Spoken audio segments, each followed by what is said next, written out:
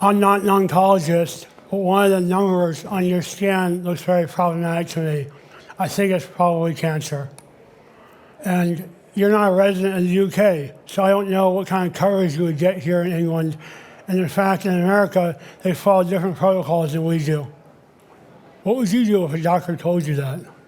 My wife Dahlia and I had just moved to England 3 months prior to that when she studied her year-long graduate studies at Cambridge University. And in fact, we had just gone and celebrated New Year's out in Edinburgh, Scotland, had a fantastic time. Remember when 2020 was right around the corner and we knew it was just going to be a fantastic year and we all couldn't wait for it to come together? Yeah, me too. Well, Dahlia put her studies on hold immediately. We made travel arrangements, packed all our bags. 2 days later, we were on a flight from England back to the United States. My PSA score, which is typically a marker for prostate cancer, was very high. That's the number that Rick's doctor was worried about. He was right. And so I thought we would get rushed right into a medical treatment facility and start care right away. But it actually took 3 weeks, 3 long weeks, before insurance issues and scheduling issues could get worked out. Then we finally saw some professionals, and after a biopsy and numerous scans and several appointments, the doctors gave me my diagnosis. Stage 4 prostate cancer, which had already spread to my pelvic area and my lower back. Truth be told, Dahlia and I already thought our hardest challenges in years were behind us. You see, I'd been shot in the head by a sniper in Iraq in the war and miraculously survived thanks to an amazing Navy corpsman, the other Marines around me, some incredible doctors and nurses, and friends and family. And I've had many reconstructive surgeries because of that injury. In fact, one, they took bones from my legs and used to reconstruct my upper and lower jaws, so you understand why I don't speak perfectly clearly today. But we identified pretty early on I was going to survive that. And so our questions then were more about what will my quality of life be and what will the end result look like when the surgeries are done. This time around, it's completely different. Everything is one big question mark. What about this protocol? What about that one? Can I drink this? What if I eat that? Have you heard about that new study coming out of Germany? It sounds really good, and so on. And so I'm in the middle of great change right now. And I know all of you are in the middle of extraordinary change right now as well, too, because think about just how different your lives are from just under 2 years ago when COVID rushed into our lives. Well, with great change comes great opportunity, and that's what I want to talk with you about today. And to do so, I'm going to briefly highlight 3 lessons I learned that have helped me strive in the face of change, strive in the face of a cancer diagnosis, and I think they'll help all of you as well. Now, in America, we have a myth about the self-made person, and it's often coupled with a rags to riches story, where any individual, despite all odds, can achieve dizzying levels of success, all on their own. Well, I think COVID has shown us how inextricably linked we all are to each other. And I think a much more powerful and impactful philosophy is to surround yourself with good people who all bring different gifts to the table. When Dahlia and I left that doctor's office in Cambridge and walked back to our dorm room, I knew I had changed things in my life immediately. First of all, I had to get healthier.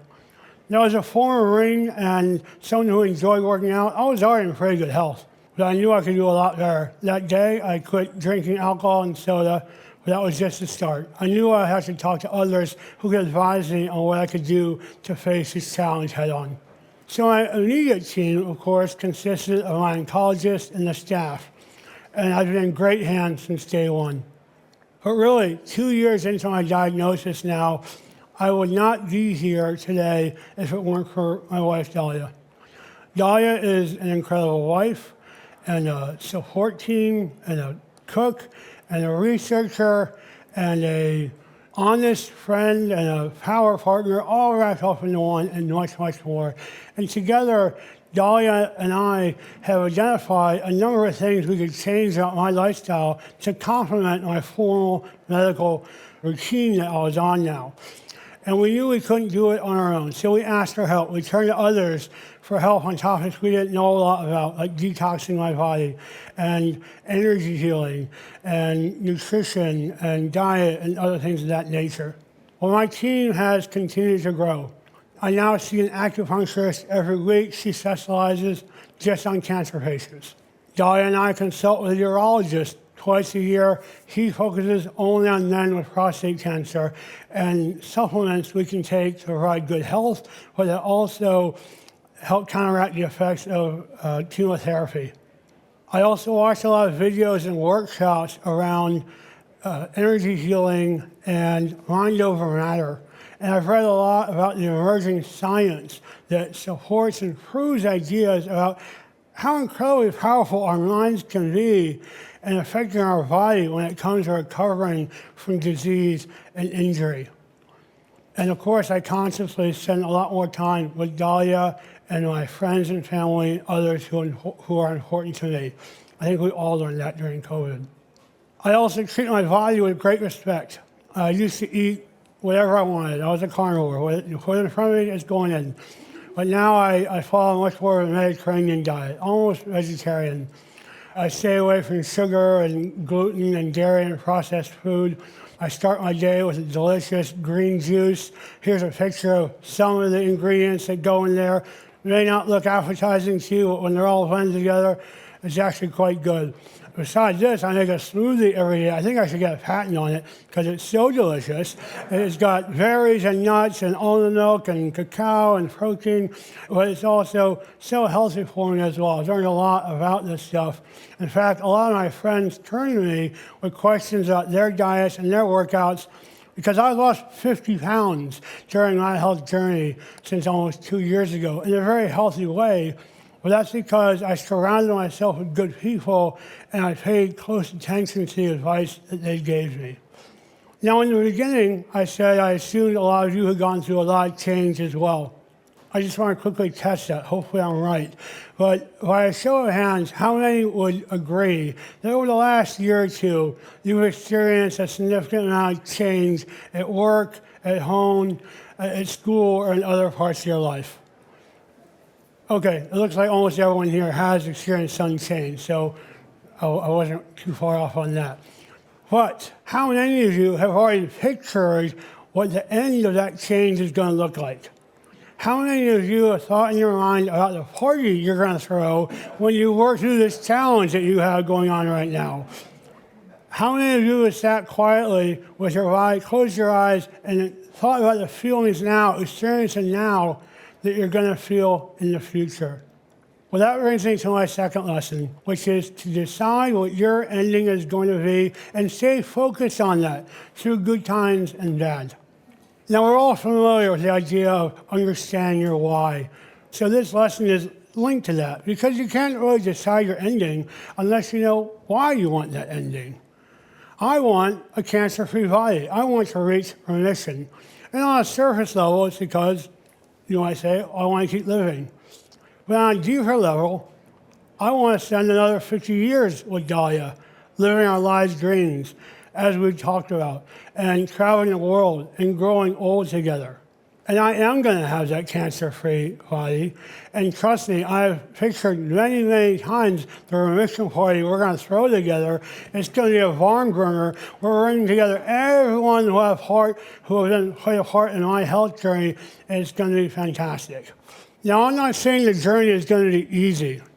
In my case, just 2 days ago, I had my latest chemotherapy appointment. And we've had to move to a new, stronger chemotherapy, so it was a little bit more intense than I was used to. And last week, I had been tentatively accepted into a really exciting clinical trial at Johns Hopkins University. But the day before the trial, they contacted me and said I was no longer eligible because a liver enzyme of mine had spiked. So that was very disappointing. I spent a lot of my time in medical appointments, and I now fall in the immunocompromised group of people. So I'm very worried about COVID, of course, so glad everyone here has a mask on and has been vaccinated. You know, I get to decide what my ending is going to be. As I said, I had some challenges, but really, I don't spend a lot of my time thinking about those. What I think, what I say to myself, I've already seen this movie. What do I mean by that? Well, you don't need to raise your hands. How many of you are familiar with Harry Potter or Mission Impossible or the James Bond movies and others like that, Ocean's 11? We've all seen these. Even before you've seen the first trailer, even before you've seen the first commercial, even before you've seen the first minute of the movie, you already have a pretty good idea of how it's going to end, right? We know the good guy's going to win out in the end. The love interest is going to fall into place. We know there's going to be some crazy twists and turns along the way that it will seem impossible to get through. But then there will be a great reveal, and it'll all come together very nicely at the end, very wonderfully. Well, I feel I'm now starting to push up against that great reveal. And I hope a lot of you are feeling that way about the change that's going on in your life. The thing is about the movies, we know how they're going to end. We get to choose that ending in our lives as well. Now, my third lesson is to be open and creative while trusting your intuition, because I said that you have to decide what the ending is going to be and then stay focused on it. Well, how do we do that? If you're open and creative, it gets easier.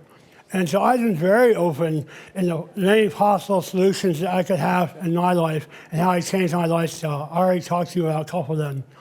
But I also now practice, for instance, intermittent fasting, where I go 14 or 16 hours between dinner and breakfast. So I give my organs a chance to work on what they're really designed to do and not just processing food all the time. I also spend a lot more time consistently working out. A really good-looking guy in this picture. You see, there he is, getting jacked. But I try to get in there and work it out. It's so good. I also try to spend a lot more time outside because vitamin D is such an important part of our overall health, and that's something we can all do at any time. I adopted a rescue service dog.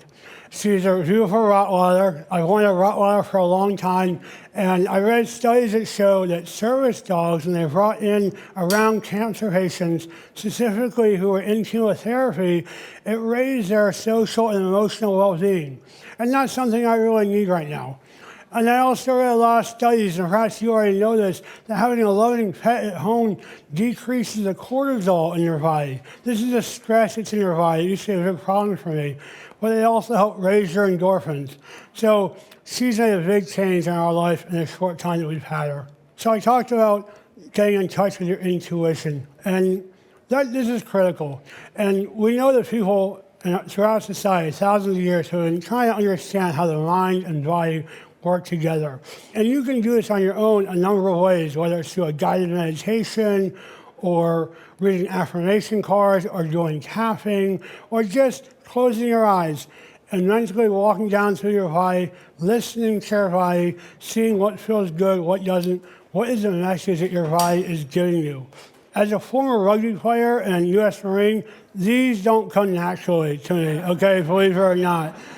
But I put a lot of time into it now because I do believe my body can be a critical part of the answer and help me identify how I will push through this change I'm in right now. Ladies and gentlemen, with great change comes great opportunity. I can't wait to be back on this stage a few years from now telling a new audience how I got rid of the cancer in my body and how I reached remission and how I helped so many other people along the way. So that is a great opportunity I'm looking for in my great change right now. I just ask that when you go home tonight, you take a second and you ask, what great opportunity can I make out of this great change I'm in right now? Ladies and gentlemen, thank you very much. Thank you.